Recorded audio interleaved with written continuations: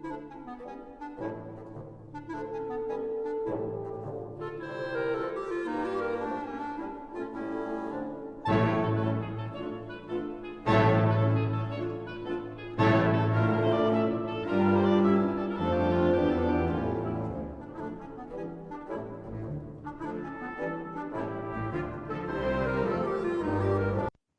morning. It's Wednesday, April 21st. And today I want to talk about one of the most amazing places on the face of the earth. It's the Amazon. I'm not sure if it was named after the famous species of women or whether it was named after this corporation, but I think that it preceded the corporation. The Amazon is truly an amazing place.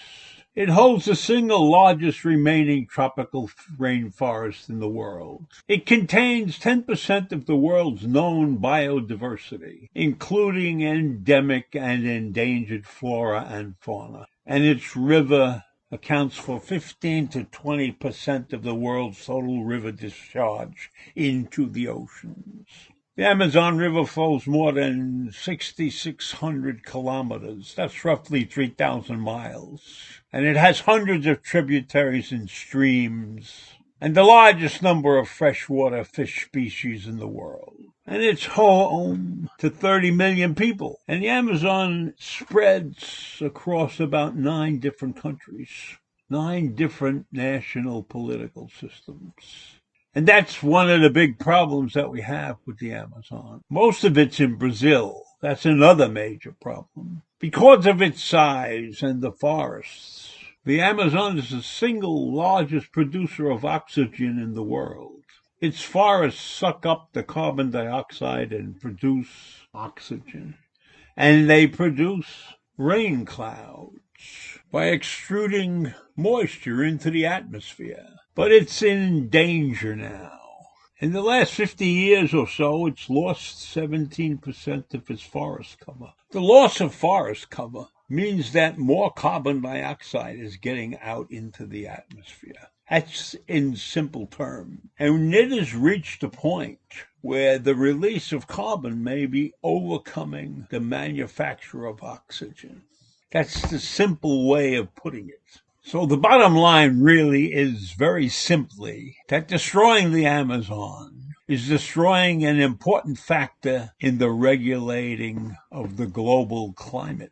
Simply put, the world will get hotter. So why is this happening? It is not a natural phenomenon. It is being caused by humans.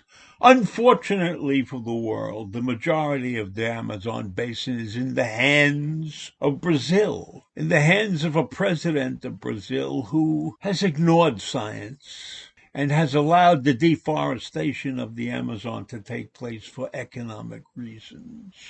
And we can see how badly he's been running his country since they are one of the world's leading, if not the leading country in deaths caused by COVID-19. As far as I know, he has done nothing to prevent the rampant spread of that disease in his country. And he is the one who controls the Amazon forest right now. There have been natural causes that have damaged the region, like forest fires. They have massive forest fires periodically.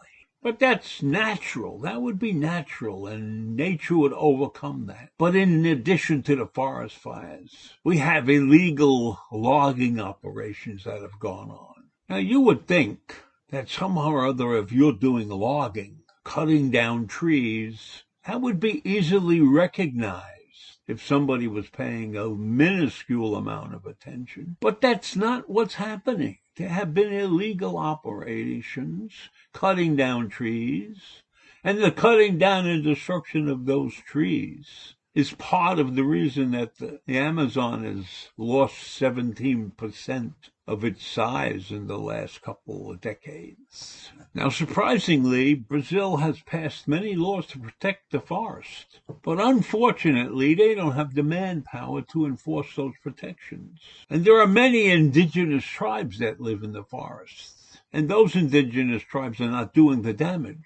If anything, those are the ones that are being affected by the damages that have been occurred by the illegal logging. And one of the reasons that this illegal logging can go on is because the forest is so huge, they do not have the manpower to protect it. They have one forest agent for something like 25 million acres, for every 25 million acres. Now, that's not really enough in a place the size of the Amazon. And you know who one of the major villains in this story is? The United States. We are providing money to these companies that are illegally chopping down trees in the forest. We might even be part owners of some of these companies. And why would we do such a thing? I'll tell you why. Because in the minds of many Americans, climate change is a myth. If these guys even think about climate change. What these investors are thinking about is the money that this operation is going to put in their pocket. So they are financing these illegal logging operations, and they may even own a piece of the action. And they may really think it's not so bad because the Amazon is so large. But it's large because it needs to be large, and it needs to be larger. So the Amazon has reached a tipping point. If they keep cutting down more trees, it's only a question of time, maybe a decade, maybe 2 decades, maybe only a couple of years, that the Amazon will lose out to nature, and the carbon dioxide that exists there now will get out into the real world, and the climate will change, and the earth will become hotter, and the species that exist in the Amazon will die off. But, the almighty buck is driving these people, so maybe they don't care. Maybe they don't listen. And maybe the president of Brazil is not paying too much attention either. So when we think of the Amazon, we think of all these forests and trees and leaves, and it's wet because it's a rainforest. But there have been reports of traffic jams on some roads inside the forest. Traffic jams of 18-wheelers lugging timber out of the country. Imagine that, in the middle of a dense, beautiful forest, trees cutting down, and traffic jams taking out the logs.